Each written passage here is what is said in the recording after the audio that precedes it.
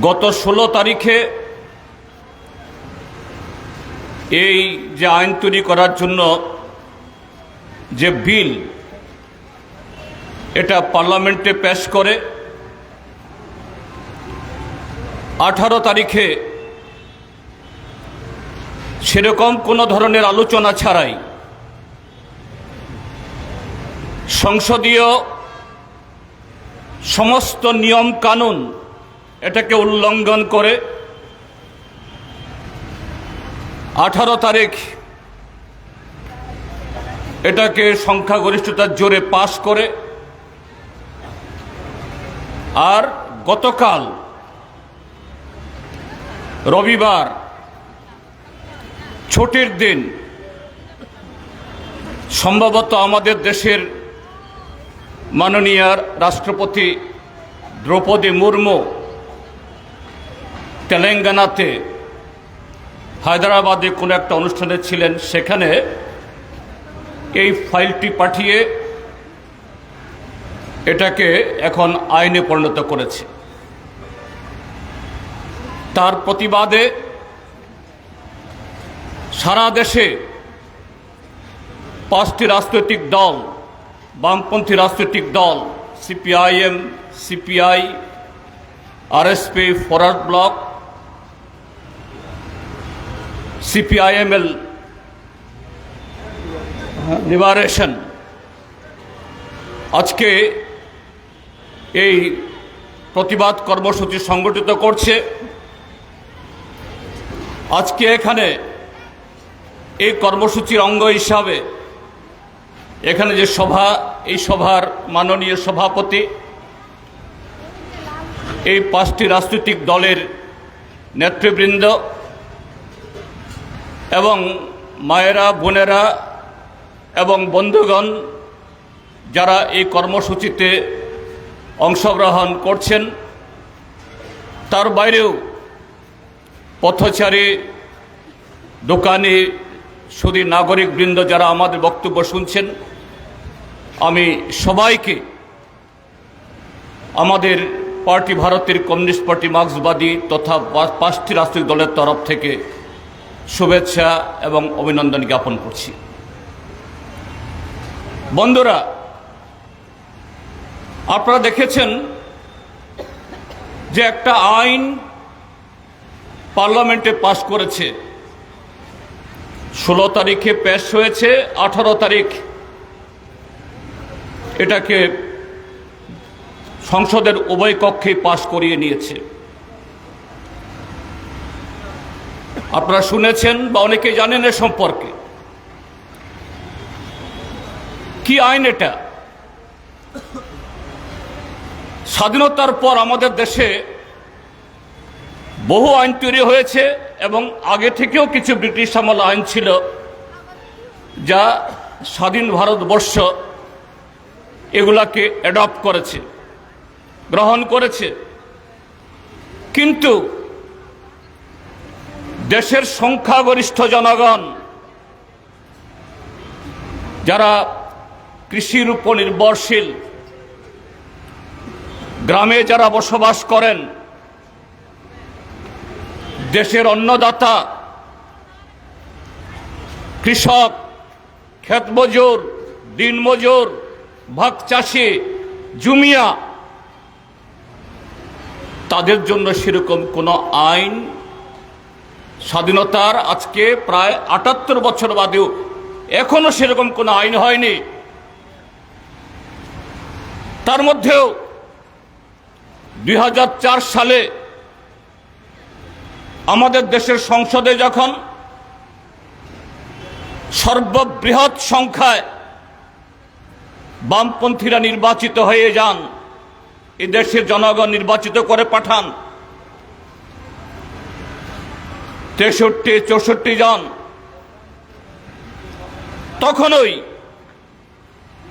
এই বামপন্থীদের তরফ থেকে যে দাবি বামপন্থীরা স্বাধীনতার সংগ্রামের সময়েতে উচ্চারণ করে আসছিলেন এবং স্বাধীনতার পর আমাদের দেশের সংসদ গঠন হওয়ার পর থেকেও এই দাবিগুলো তুলে আসছিলেন, তার একটা এই ছোট্ট আইন প্রণীত হয় এই 63-64 জন সংসদের উপর তাদের সমর্থন নিয়ে ডক্টর মনমোহন সিংয়ের সরকার নেতৃত্বে যে ইউপিএ এক সরকার গঠিত হয়েছিল, তারা ন্যূনতম কর্মসূচির ভিত্তিতে আইন কি, যে দেশের গ্রামীণ পরিবার প্রত্যেককে যারা জব কার্ড পেতে চান একটা জব কার্ড দিতে হবে, আর সেই জব কার্ডের যিনি মালিক তিনি যদি কাজ চান বছরের যে কোনো মরশুমে, শীত, বর্ষা, গ্রীষ্ম বা যে কোনো সময়েতে 15 দিনের মধ্যে তাকে কাজ দিতে হবে। যদি 15 দিনের মধ্যে যদি সরকার কাজ দিতে না পারে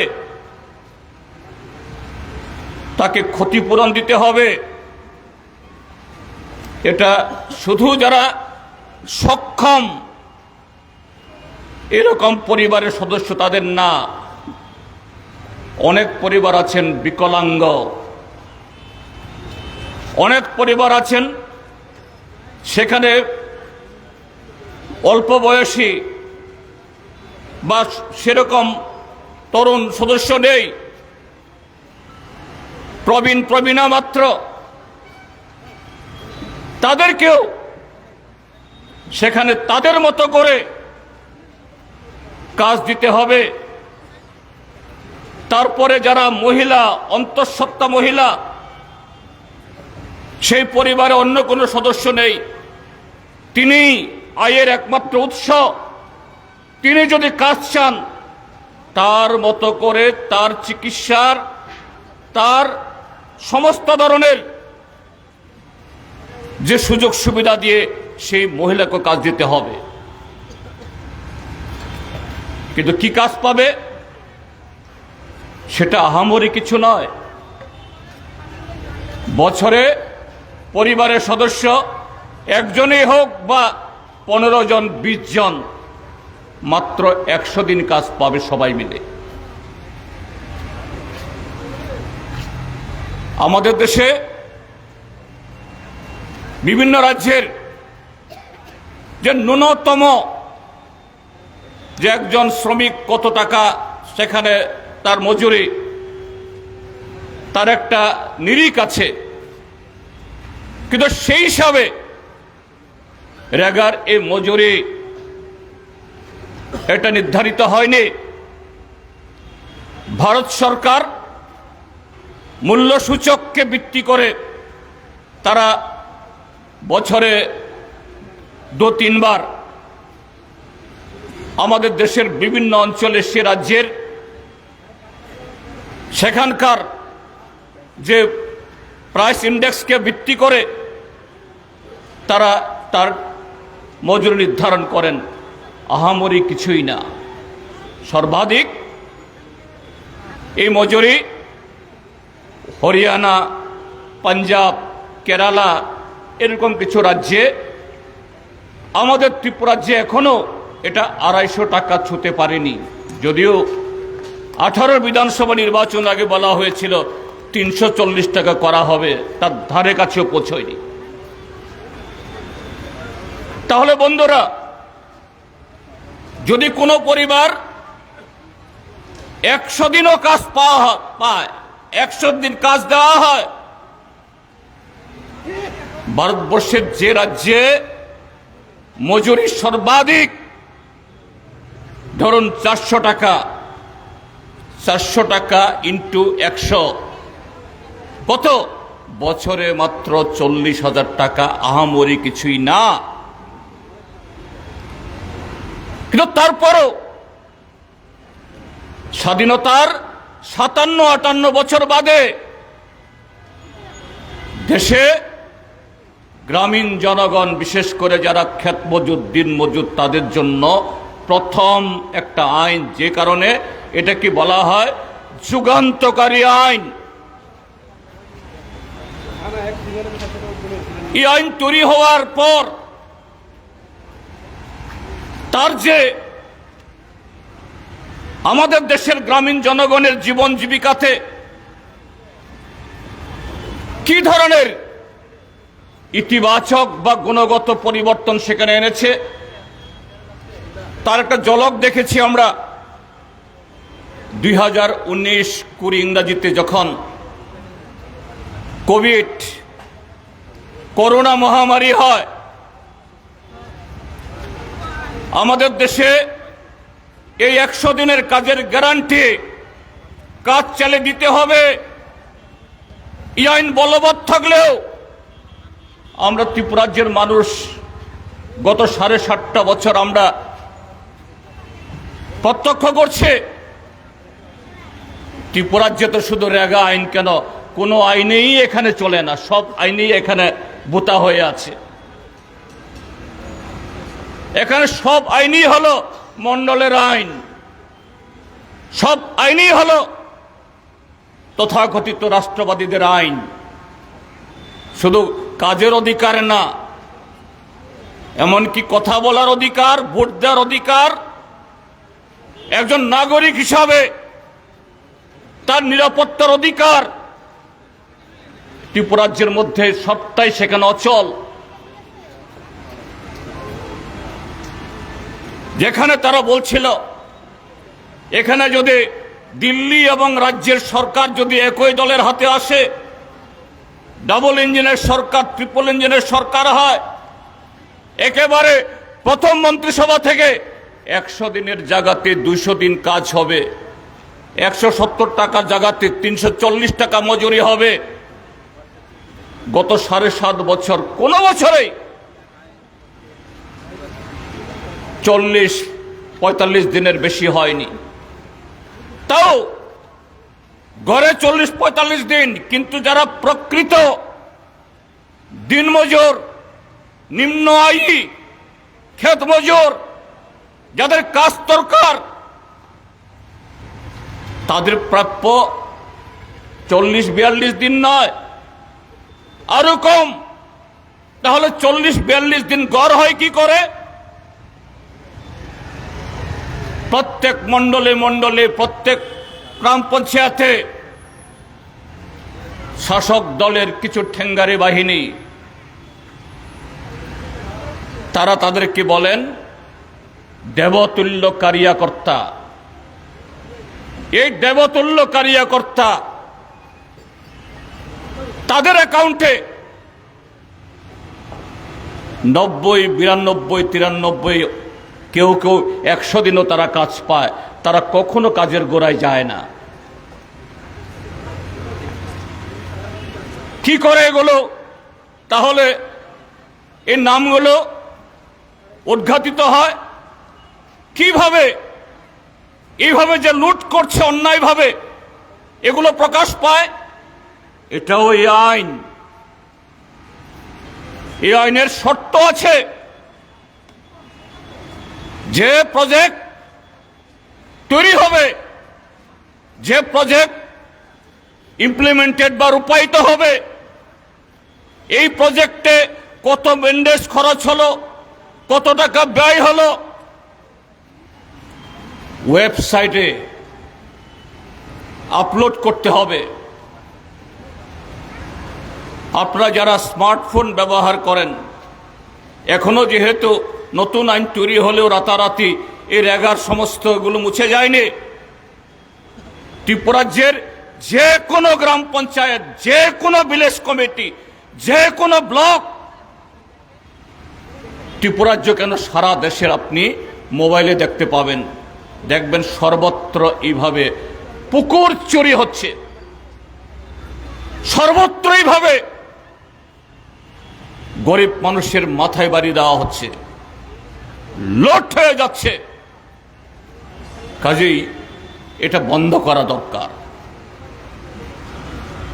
এখন যে কদিনের ব্যবধানে এই বিল পেশ করা, কোন রকমের সেরকম আলাপ আলোচনা না করে, সংসদের standing committee, joint parliament committee, select committee কোথাও না পাঠিয়ে এইভাবে পাশ করা মনে হবে বোধহয় একেবারে তড়িঘড়ি করে ফেলেছে। মোটেই তড়িঘড়ি না। এই মোদী সরকার আসার আগে থেকেই এবং নরেন্দ্র মোদী প্রধানমন্ত্রীর তখতে বসার সময় থেকে বলছেন এটা নাকি ভারতবর্ষের পূর্বতন সরকারগুলোর তার ব্যর্থতার ক্ষতচিহ্ন। স্বাধীনতার 70 বছর বাদেও গর্ত খোঁড়ার জন্য, গর্ত খোঁড়ার জন্য এই আইন তৈরি করেছে। এই আইন আমি রাখব না, কিন্তু কিছুদিন রাখব পূর্বতন সরকারগুলোর ব্যর্থতা এটাকে ধরিয়ে দেওয়ার জন্য। কিন্তু এই আইন যে কত কার্যকারী যেটা বলছিলাম আমি সেই 19-20 ইংরাজিতে, এইভাবে বিজেপি শাসিত রাজ্যগুলো থেকে গ্রামে সাধারণ এ কাজ না পাওয়ার কারণে লক্ষ লক্ষ কোটি কোটি গ্রামীণ পরিবার পরিযায়ী শ্রমিক হিসাবে দেশের এক প্রান্ত থেকে অন্য প্রান্তে যেতে বাধ্য হন। নরেন্দ্র মোদী যখন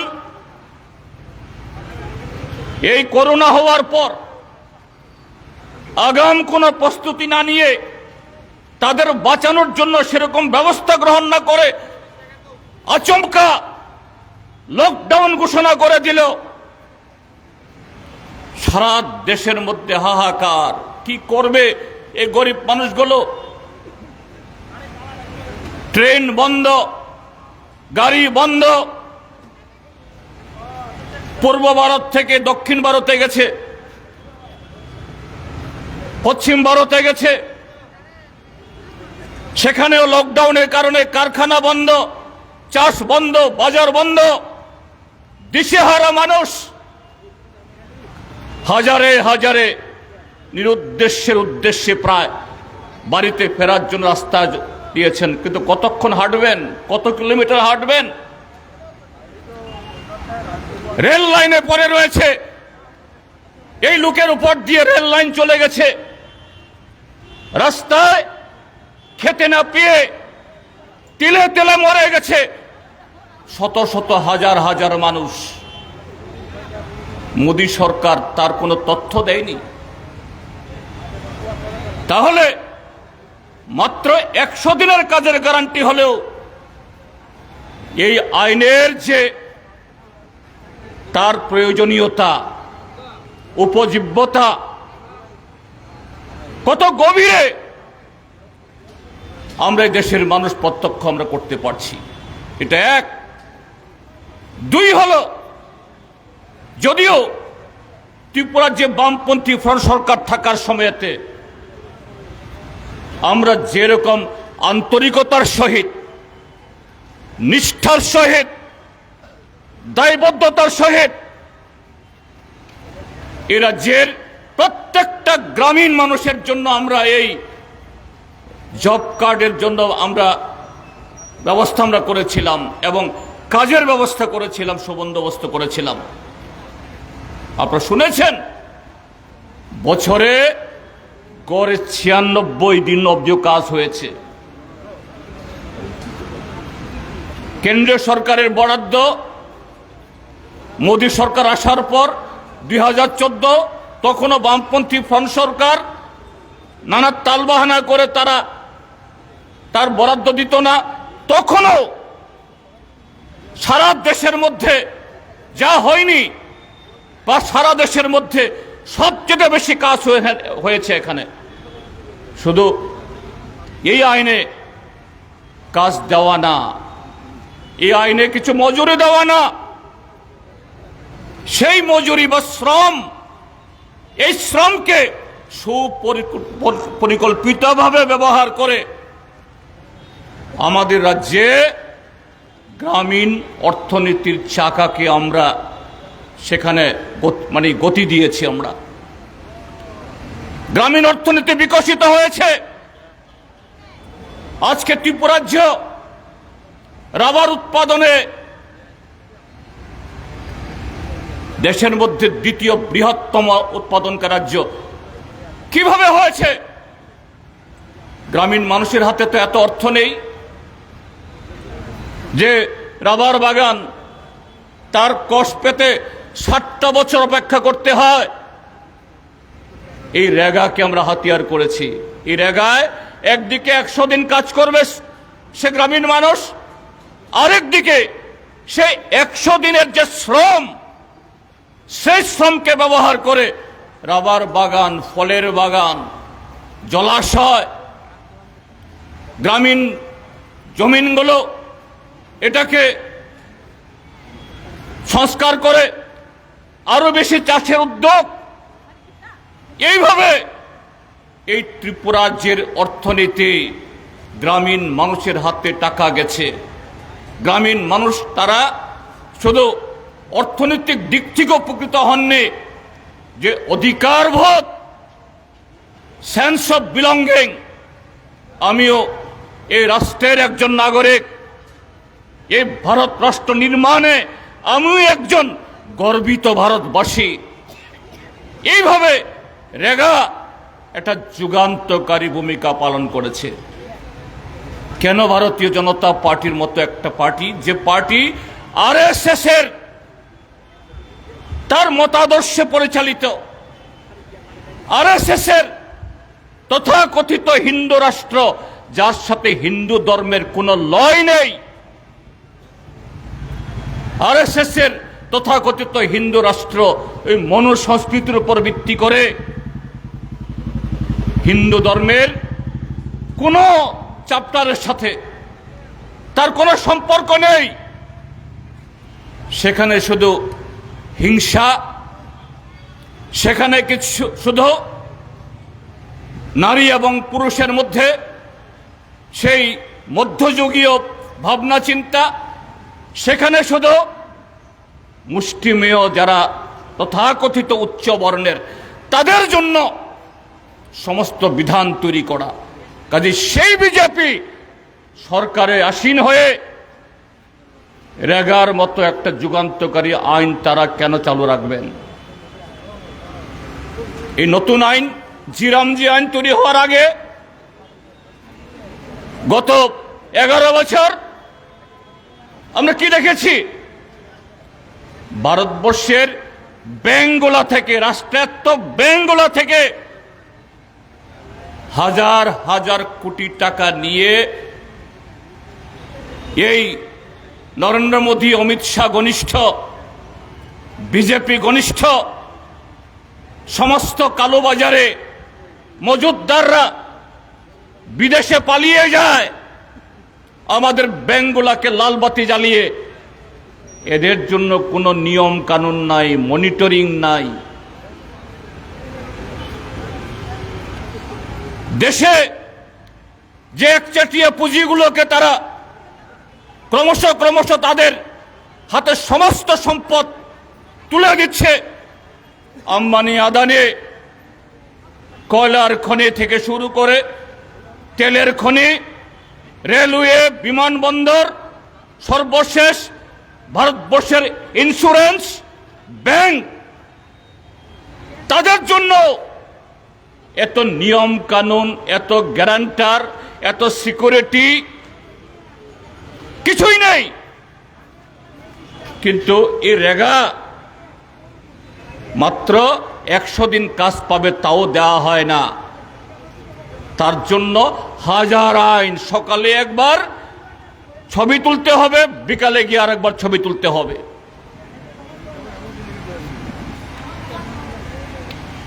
আমাদের ব্যাংকের অ্যাকাউন্টের সাথে এখন আধার কার্ড লিঙ্ক করা আছে।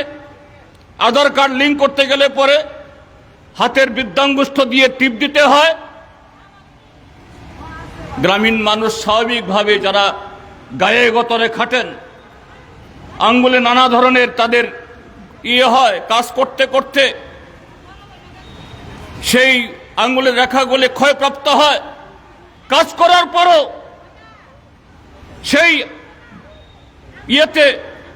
রেশন কার্ডে যেমন টিপ দিতে লাগে এরকম ভাবে রেগার যখন পেমেন্ট করে টিপ দিতে লাগে, মিলে না। কাজ করার পরও এরা মজুরি পায় না। এরপরে বলা হয় আউটপুট, অর্থাৎ এই রেগার কাজে যতটুকু সম্পদ তৈরি হওয়ার আছে এগুলো হয়নি। মজুরি 250 টাকা ধরা থাকলেও 250 টাকা মজুরি পুরা পাওয়া যায় না। 200 টাকা, 150 টাকা আরো কমে সন্তুষ্ট থাকতে হয়। তারপর এই আইনে বলা আছে কাজ করার 1 সপ্তাহের মধ্যে মজুরি দিতে হবে। ত্রিপুরা রাজ্যের মধ্যে আমরা দেখেছি 3 মাস, 4 মাস, 5 মাস, 6 মাস পরেও মজুরি দেওয়া হয় না। এইভাবে রেগা আইন পরিবর্তন করার আগেই, বাতিল করার আগেই এখানে নানা প্রতিবন্ধকতা, যেটা নরেন্দ্র মোদীর নিজের মুখের ভাষা, আমি খোদ শুনেছি, তখন আমিও সাংসদ ছিলাম। गद्दा खुदने के लिए ये MGN रेगा, इसको हम नहीं रखेंगे, कुछ दिन रखेंगे। কেন? আগেকার সরকারের ব্যর্থতা প্রমাণ করার জন্য। এইভাবেই গত 11 বছরেও এই রেগাকে কখনো তারা সম্মান দেয়নি। আর এখন শুধু আইনটা পাল্টে নতুন আইন তৈরি করেনি, এই আইনের খুল নলচা পাল্টে দিয়েছে। এখানে আমার পূর্ববর্তী বক্তা একজন বলেছেন গ্যারান্টি, 100 দিনের কাজের গ্যারান্টি, অর্থাৎ 15 দিনের মধ্যে কাজ চাইলে দিতে হবে। এই গ্যারান্টি বাদ, এই গ্যারান্টি নেই। এবং আমি নিশ্চিত, যদিও এর নিয়ম কানুন বিধি তৈরি করতে সময় লাগবে। এখন রেগাতে ওয়েবসাইটে যে সমস্ত চোরদের ধরা পড়ছে, তাদের নাম উঠে আসছে, এগুলা কিচ্ছু থাকবে না, যাতে দেবতুল্য কারিয়াকর্তারা আরো বেশি করে লুট করার সুযোগ সেখানে পায়। এখন বলা হয়েছে রেগাতে মাত্র 100 দিনের কাজ, এটাকে 125 দিন করা হবে। আরে রেগা আইন থাকার সময়তেই তো তুমি 125 দিন করতে পারতে। 125 দিন সে তখন করতে বাধা কোথায়? বাধা ছিল না। এখন বলছে বছরে 2 মাস কাজ বন্ধ থাকবে। কোন সময়তে? যখন গ্রামের যারা কুলাক, গ্রামের যারা মহাজন, গ্রামের জমিদার, তাদের ফসল কাটার মরশুম যখন হবে, তারা যাতে সস্তায় মজুর পায়, সস্তায় শ্রমিক পায়, ওই সময়তে এই কাজ হবে না। তার মানেটা কি? শুধু 100 দিনের কাজের গ্যারান্টি হরণ করা হলো না, আপনাকে গ্রামীণ মানুষকে বাধ্য করা হবে। যখন অন্য কাজ থাকবে না, গ্রামীণ শ্রমিকরা বাধ্য হয়ে পেটের দায়ে এই জমিদারদের জমিতে যাবে কাজের সন্ধানে। তখন 300 টাকার মজুরি বলবে 150 টাকা কাজ করলে আসো, এর চেয়ে বেশি চাইলে পাবে না। এইভাবে আবার দাসত্বের দিকে আমাদের দেশে গ্রামীণ জনগণকে ঠেলে দেওয়ার চেষ্টা সেখানে হচ্ছে। বন্ধুরা, এখানে শেষ না। RSS, ভারতীয় জনতা পার্টি মানে হলো তাদের যে রাজনৈতিক চরিত্র, মনস্মৃতিকে অনুসরণ করে সেখানে যারা ধর্মনিরপেক্ষ, গণতন্ত্র এই শব্দগুলো যারা উচ্চারণ করেন, তার পক্ষে যারা কথা বলেন, তারা তাদের কাছে শত্রু, তাদের চোখে তারা দেশদ্রোহী। মহাত্মা গান্ধীর কিছু নীতির সাথে আমরা যারা বামপন্থীদের কিছু পার্থক্য আছে, কিন্তু তারপরেও মহাত্মা গান্ধী আমাদের দেশের স্বাধীনতা অর্জনে অন্যতম মহানায়ক হিসাবে আমরা সর্বকালে আমরা স্বীকার করে, পূজা করে, সম্মান করে মহাত্মা গান্ধীকে জাতির পিতা হিসেবে আখ্যায়িত করেছে, আমরাও সেভাবে সম্মান জানাই। সেই মহাত্মা গান্ধী সেখানে ধর্মনিরপেক্ষতা, গণতন্ত্র, বহুত্ববাদ এবং আমাদের দেশের যে গ্রাম পঞ্চায়েত স্বাধীনতা আন্দোলনের সময়তে তখন বলেছিল যে পঞ্চায়েতকে শক্তিশালী করুন, পঞ্চায়েতে যান।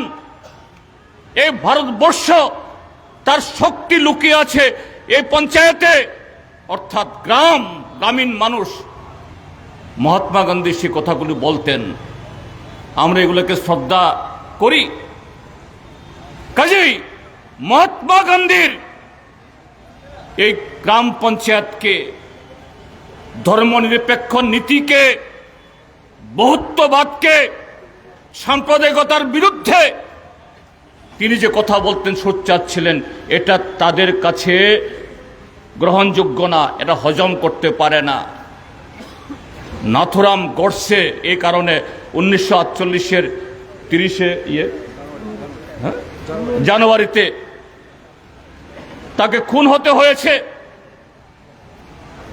কিন্তু কোনোদিন আরএসএস এবং ভারতীয় জনতা পার্টির কাছ থেকে এই গডসের জাতির পিতাকে যারা এই যে হত্যা করেছে তার সম্পর্কে তাদের কোনো বক্তব্য শুনেছেন? শুনেননি। বরঞ্চ আরএসএস বিজেপির কোন নেতা নেত্রী গডসেকে পূজা করেন এবং তাদের একজন নেত্রী সাধ্বী ঋতম্বরা না কি জানি ভোপালের এমপিও ছিলেন। গডসের জন্মদিনে মহাত্মা গান্ধীর একটা মূর্তিতে গুলি করে রক্ত জড়িয়ে কৃত্রিমভাবে উদযাপন করেন। এগুলো আবার ফলাও করে সোশ্যাল মিডিয়াতে তারা প্রচার করে। ভারতীয় জনতা পার্টি, আরএসএস সেই নেত্রীর বিরুদ্ধে একটা কথা বলেনি। কাজেই সেই মহাত্মা গান্ধীর নামের সাথে যদি এরকম একটা আইন জুড়ে যায়, যে আইনের সাথে দেশের প্রায় 14 কোটি জব কার্ড হোল্ডার যদি 4 জন করেও যদি করে ধরেন,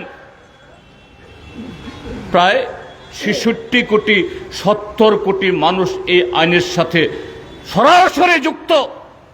কাজেই এই 70 কোটি মানুষের কাছে মহাত্মা গান্ধীর নাম যাবে, মহাত্মা গান্ধীর নাম উচ্চারণ হবে, মহাত্মা গান্ধীর আদর্শ কিছুটা হলেও সব সময় তার চারিদিকে বিরাজ করবে। কেন সহ্য হবে? কাজে মহাত্মা গান্ধীর নাম তুলে দিতে হবে, সাথে অধিকার। কাজেই 16 তারিখ বিল পেশ করলো, 18 তারিখ পাশ হয়ে গেল, একে রাতারাতি না। ভারতীয় জনতা পার্টি একেবারে শুরু থেকেই তককে তককে ছিলেন।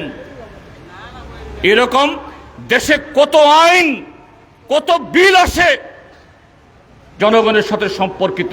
এই ত্রিপুরার সম্পর্কে বলি, ত্রিপুরা রাজ্যের এডিসি কে অধিক ক্ষমতা এবং অর্থ দেওয়ার জন্য 2018 ইংরেজিতেই একটা বিল পেশ হয়েছিল 125তম সংবিধান সংশোধনী বিলের নামে। ত্রিপুরা রাজ্যে মথা আইপিএফটি তাদেরকে ধরে রাখার জন্য, ত্রিপুরা রাজ্যের ট্রাইবেলদের বোকা বানিয়ে এদের সমর্থন আদায় করার জন্য মাঝে মধ্যেই নরেন্দ্র মোদী, অমিত শাহ ত্রিপুরা রাজ্যে এসে কুম্ভীরাস্ত্র ফেলেন। কিন্তু 18 সালে যে বিল পেশ হয়েছে এবং সে বিলের নম্বরও হয়েছে 125তম সংবিধান সংশোধনী বিল। আজকে 2025 সাল, 7-8 বছর হয়ে গেল, সেই বিল পাশ হয় না। কিন্তু 70 কোটি মানুষের জীবন জীবিকা, স্বাধীনতার প্রায় 6 দশক বাদে যে অধিকার তারা পেয়েছে ন্যূনতম, এটাকে কেড়ে নেওয়ার জন্য রাতারাতি রবিবার দিনে ওই হায়দ্রাবাদে ফাইল পাঠিয়ে রাষ্ট্রপতির কাছ থেকে তাদের সই আদায় করে এটাকে আইনে পরিণত করতে হয়। কতটুকু জনবিরোধী, স্বৈরাচারী এবং রাষ্ট্রপিতার যে চিন্তা, জাতির জনকের চিন্তার বিরোধী এই ভারতীয় জনতা পার্টি আরএসএস এই আইন বাতিল করে নতুন আইন আনার মধ্য দিয়ে তাদের শ্রেণী চরিত্র এবং তাদের রাজনৈতিক চরিত্র আজকে এটাই প্রমাণ করলো। কাজে তার বিরুদ্ধে আমাদের লড়াই জারি রাখতে হবে। এই আইন রিপিল বা বাতিল হয়ে গেছে ঠিক, এখন রাষ্ট্রপতি সই করেছেন মানে আইনে পরিণত হয়ে গেছে, এটা ঠিক। কিন্তু তারপরও দেশের সংখ্যাগরিষ্ঠ মানুষ, লক্ষ লক্ষ কোটি কোটি মানুষের তার জীবন জীবিকা এবং ন্যূনতম অধিকারের সাথে এই আইন, রেগা আইন সম্পর্কিত। কাজে আমাদের লড়াই আগামী দিন আরো জোরদার করতে হবে, যাতে এই নতুন আইন বাতিল করে পুরনো আইন আবারও পুনর্বহাল করতে বাধ্য হন। তার জন্য সমস্ত গণতান্ত্রিক শক্তি, ধর্মনিরপেক্ষ শক্তি, আমরা বামপন্থীরা তো আছেই, আমরা আহ্বান জানাবো সমস্ত গণতান্ত্রিক শক্তি ঐক্যবদ্ধ হন। আগামী দিন আরো জোরদারভাবে মোদী সরকারের এই স্বৈরাচারী, গরিব বিরোধী এবং আমাদের ধর্মনিরপেক্ষ এবং গণতান্ত্রিক চরিত্রকে যারা অস্বীকার করে, অসম্মান করে, জাতির পিতাকে এইভাবে, কখনো শুধু মহাত্মা গান্ধী কেন, ওই রবীন্দ্রনাথ, বঙ্কিমচন্দ্র, স্বাধীনতার সময়তে যাদের কোনো যোগাযোগই ছিল না, বন্দে মাতরম নিয়ে সেদিন বক্তৃতা করছেন বঙ্কিমদা, কবে বলবেন রবীন্দ্রদা, তারপরে কবে বলেন মহাত্মা ভাই, গান্ধী ভাই। কি ধরনের এদের ভেতরে ঘৃণা, এদের ভেতরে দেশের যারা স্বাধীনতার সংগ্রামী, দেশের যারা আমাদের যে এই দেশের মহান সন্তানদের প্রতি এদের ভক্তি বা এদের সম্মান, এ থেকে বোঝা যায় তার বিরুদ্ধে আমাদের লড়াই আজকে শুধু এই প্রতিবাদ সভা করার মধ্য দিয়ে না, সারা ত্রিপুরাজ্যের মধ্যে এইভাবে 5টি বামপন্থী দল যৌথভাবে করবে। আগামী দিনেও জাতীয় স্তরে আমাদের আন্দোলন চলবে এবং এই আইন পুনর্বহাল করার মধ্য দিয়ে মোদী সরকারকে আমরা তাকে বাধ্য করব। এর জন্য সকলে প্রতিজ্ঞাবদ্ধ হবেন এই আশা ব্যক্ত করে আপনারা ধৈর্য ধরে আমাদের কথা শুনেছেন এবং আগামী দিনেও এই চেতনা এটাকে পাথেয় করে আরো শক্ত ভিতদার করিয়ে আরো জোরদার লড়াইয়ের জন্য তৈরি থাকবেন, এই আহ্বান জানিয়ে আমার বক্তব্য শেষ করছি। সবাইকে নমস্কার, খুলুমখা, আদাব, ইনকলাব জিন্দাবাদ।